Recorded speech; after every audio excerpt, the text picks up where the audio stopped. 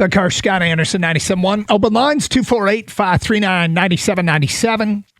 Lots to get into on this Wednesday, including some Tiger talk in the noon hour. Lots to talk about the NBA draft, the pick, which has led to, the what is going to be the debate of the 2024, 2025, 2026 Karsch and Anderson show.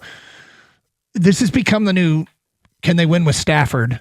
And kind of conversation where you can always talk about whether or not Detroit's GMs are aggressive enough. And there are people complaining about this draft pick because they wanted to see it moved out for a current asset, something in the league. Got it. I mean, look, love to see a trade like that go down.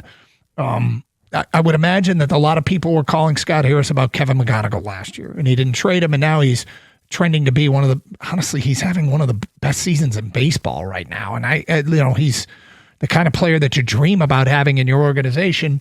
Would have been worth it to get David Bednar from McGonigal and stuff, maybe. You never know, really. But when something doesn't work and you don't win a championship, I guess that leads to, you should have done something else, right?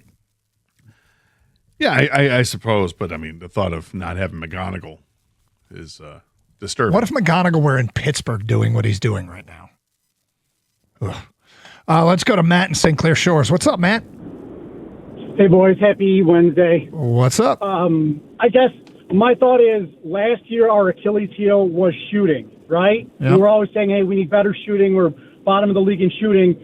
But the year before that draft, like last year's draft, we were told we just picked Chaz Lanier. He's a great shooter. Yep. He's going to really solidify shooting. And he didn't even get on the floor on this team that was doing awful in shooting. Yep. This year it's, hey, we need to get a ball handler to give Cade some time. So is he even going to get any floor time? Maybe 4 or 5 minutes? Or are they going to gray shirt him like they did this guy last year?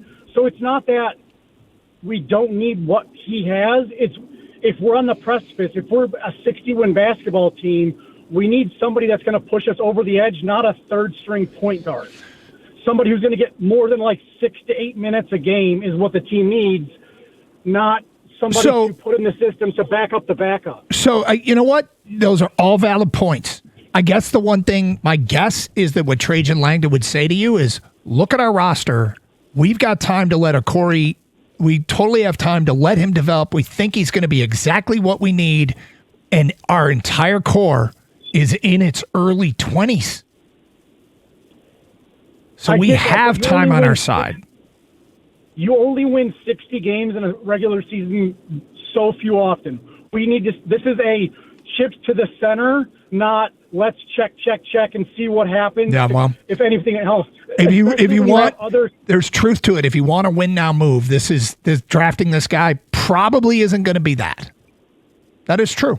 Yeah, and when you have Miami makes a big move, like you mentioned, Indiana's going to have a secret big move by just getting their best player back. Philly's going to get better with their guys. Who knows what's going to happen in Boston? And New York just won the championship. So we're going to go from the number 1 to maybe 3rd to 4th seeds. If we're just standing still while everybody else is getting their team better, healthier, stronger. I guess I'm just totally fine. I don't think this is I don't think the approach. Let me stop. Restate this in 3, 2, 1. I don't think what they're doing is illogical. It's just more of a long play. It is. It is more of a long play. Now, could they have traded that pick, been part of a trade to get Trey Murphy? Here's what I'll say with great certainty. Nobody knows. Except Troy Weaver, Joe Dumars with the Pelicans, and, Trajan Langdon. Well, Trey Murphy's not off the trading block yet either. He's not. Nope. We haven't even gotten to free agency yet. The first round of the draft was last night, and we didn't see a whole lot of player movement in trades. We saw lots of trades, but they were picks for picks. We didn't see lots of players being traded. We saw Giannis get moved, but beyond that, we haven't seen a ton. I would expect that we're going to see some movement and a flurry of it coming up shortly. If the earth is going to end in a year from now, this was not a good draft pick. You should have gone for the championship this year.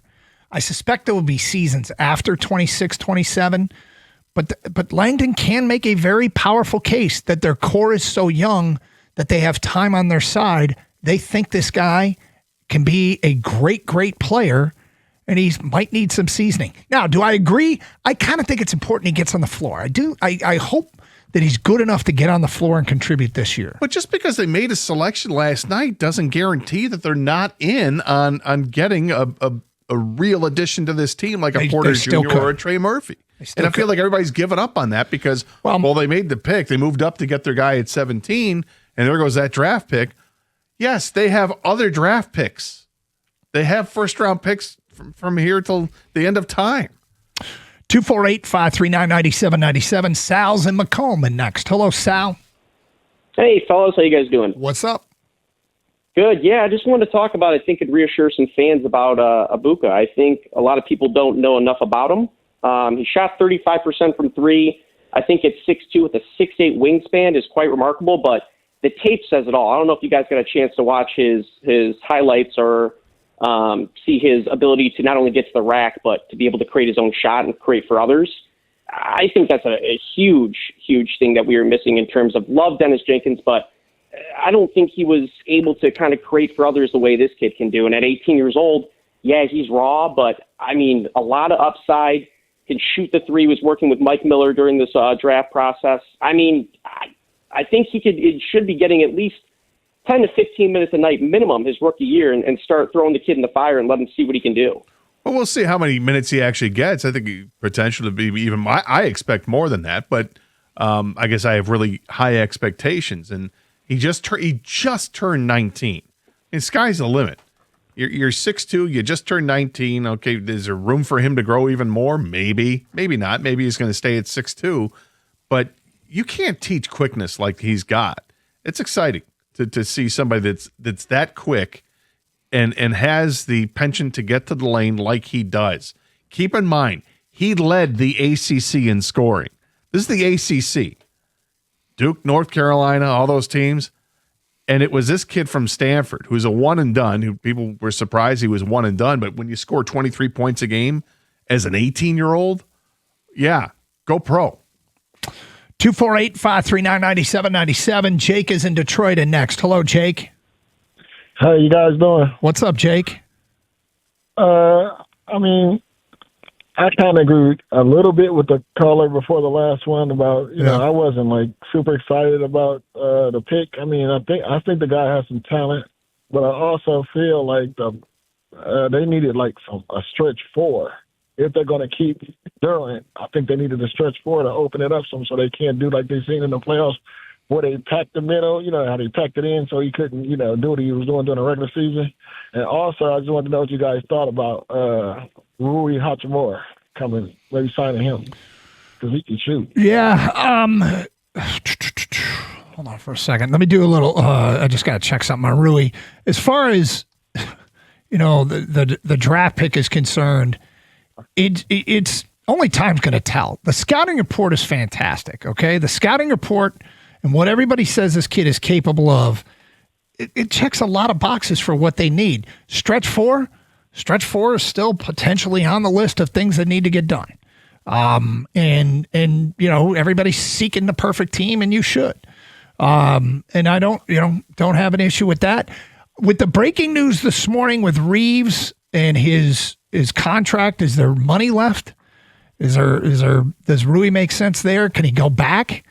Or is it a possibility? Detroit is one of the teams, Jake, the lists of teams that make sense for him, Detroit's name has shown up. So getting a guy who's 6'8" who shoots as well as he does from 3-point land. He shot 44% last year. He's a 40% 3-point shooter in his career. Gator wants to reel this guy in. We'll get to that at 12:05. Karsch and Anderson, 97.1.